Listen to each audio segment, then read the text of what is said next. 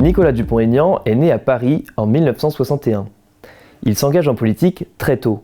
À 13 ans, en 1974, il colle déjà des affiches pour Jacques Chaban-Delmas, candidat à l'élection présidentielle. Passé par Sciences Po Paris et l'ENA, il rejoint le Rassemblement pour la République, l'actuel parti Les Républicains, et est élu maire de la ville de Hyères en 1995 et député de l'Essonne en 1997. Il fonde le mouvement Debout la République en 1999, qui devient en 2007 un parti politique indépendant suite à des désaccords avec Nicolas Sarkozy. Cela amène Nicolas Dupont-Aignan à se présenter à l'élection présidentielle de 2012, où il obtient 1,79% des voix.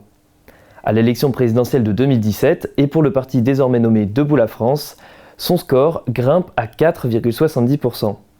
Il rallie au second tour Marine Le Pen, or cette dernière est battue par Emmanuel Macron.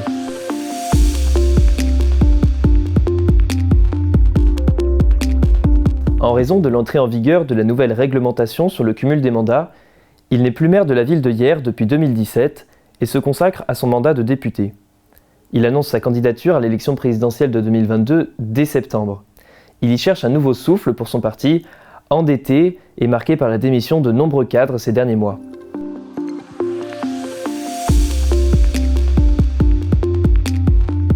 Le parti Debout la France est classé à droite sur l'échiquier politique. Il se proclame d'héritage gaulliste et a pour principe d'être ni système ni extrême.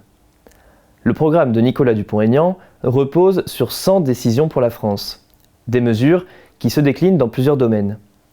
Des réformes institutionnelles d'abord, avec l'instauration du référendum d'initiative citoyenne, la prise en compte du vote blanc, le retour à un septennat avec référendum révocatoire à mi-mandat pour le président de la République, et le recours au référendum pour des sujets comme l'Union européenne ou l'immigration. Enfin, il souhaite réduire le nombre de lois, il parle de 2 suppressions pour une création. Une mesure importante de son programme économique est la réduction des droits de succession. Par exemple, plus rien à payer sur la résidence principale. Ces réformes écologiques, quant à elles, reposent surtout sur du protectionnisme, soit l'augmentation des coûts d'importation de produits étrangers et la valorisation des circuits courts.